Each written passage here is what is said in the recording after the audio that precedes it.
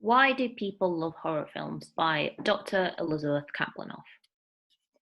55 horror films were produced last year and 68 this year in Europe and US alone. Carnivores is the most popular film on IMDb at the moment, and What Lies Beneath is the highest US grossing of 155 million US dollars.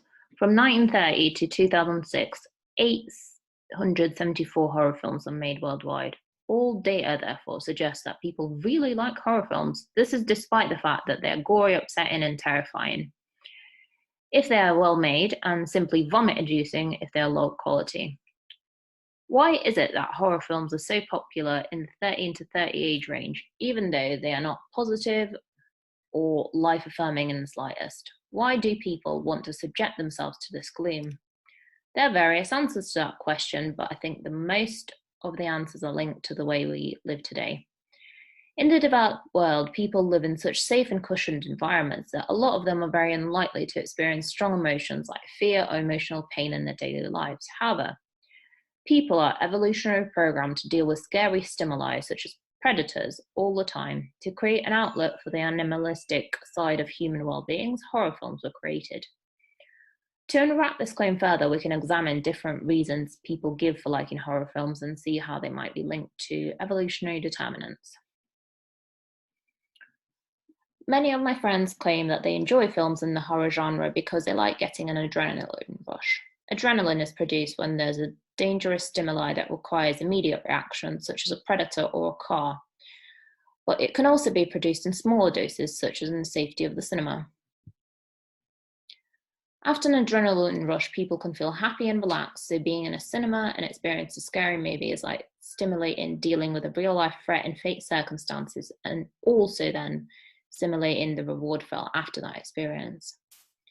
Another reason some people enjoy horror films, especially ones that are made without any mastery but with a huge shock value factor based on dread-inducing music and gore, is that the plot is so unbelievable and the props are so cheap and obviously fake that the film becomes funny.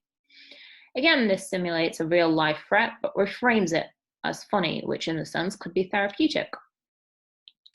It could be therapeutic because it could suggest to a viewer that some of our fears are not as real as we imagine them to be, or that threats in real life are not always as hard to deal with as we first thought. It makes us desensitize to scary things in our reality, teaches people to be less scared. As people learn to be scared, fake horror films can teach them to be less so of certain objects. People also like going to the cinema to watch a horror film for the societal factor. It's exciting and fun to watch and share the experience with friends. Living through any threat, even an imaginary one, is likely to bond the group together. Also, in terms of being popular with a group, the fact that someone has seen a popular horror film provides them with a topic to share with others. Group experience and behaviors are the basics of survival from an evolutionary perspective. If someone learnt to share and enjoy living with others, they were likely to gather more food and to be more fulfilled socially. Lastly, another reason why certain horror film connoisseurs enjoy horror films is because they are well-made films in general.